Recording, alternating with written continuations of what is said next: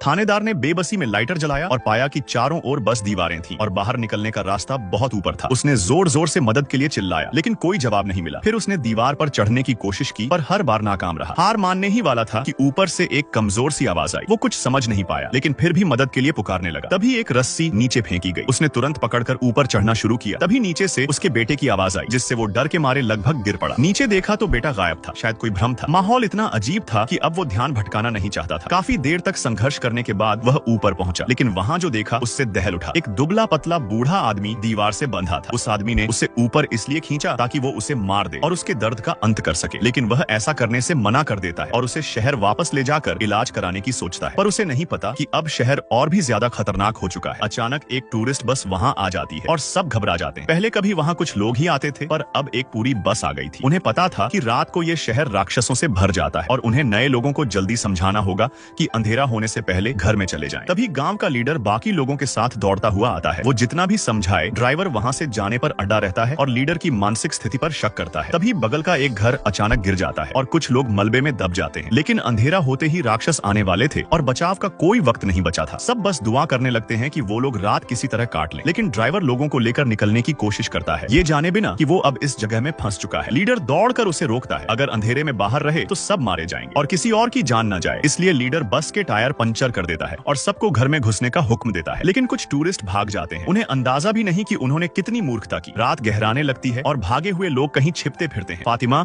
उन्हें जोर से चेतावनी देती है, अजनबियों से बात मत करना, चुप रहो, सुबह तक इंतजार करो। राक्षसों की संख्या बढ़ती जाती है। फातिमा अपने बॉयफ्रेंड के साथ एक घर में छिप जाती है और दुआ करती है कि बाहर के लोग बच जाएं। पर टूरिस्ट खुद ही राक्षसों से हाथ मिलाते हैं और फिर उनकी चीखें पूरे गांव में गूंजने लगती हैं। अब जाकर सबको एहसास होता है कि ये जगह कितनी डरावनी है। लेकिन असली डर की शुरुआत अभी बाकी थी। एक राक्षस बस के अंदर घुसता है और जैसे ही वो स्टीयरिंग घुमा रहा होता है, पीछे से एक आवाज आती है। वहाँ एक बुजुर्ग दंपति छिपे होते हैं। जब वो उस राक्षस का इंसानी चेहरा देखते हैं तो थोड़ी राहत महसूस करते हैं। फिर राक्षस उनको खा लेता है। उधर थानेदार जंजीरें खोलने की कोशिश कर रहा होता है। तभी पास से संगीत बजने लगता है। बूढ़ा उसे भागने को कहता है, क्योंकि गाना रुकते ही वे आ जाएंगे, जो राक्षसों से भी भयानक है। लेकिन थानेदार के पास वक्त नहीं होता। वो जल्दी से जंजीरें तोड़ता है। तभी बूढ़ा बुरी तरह तड़पने लगता है और अचानक उसे पकड़ लेता है। ये सब देख थानेदार हैरान रह जाता है, लेकिन अब तक बूढ़ा मर चुका होता है और थानेदार का हाथ कट चुका होता है। उसे तुरंत वापस जाकर घाव की पट्टी करनी होती है। जैसे ही वो तहखाने से बाहर आता है, देखता है कि रात हो चुकी है। वो जल्दी से मशाल बुझा देता है, लेकिन राक्षस फिर भी उसकी तरफ बढ़ते जाते हैं। अब उसके लिए सबसे बड़ा सवाल ये है कि क्या वो इस रात को जिंदा पार कर पाएगा।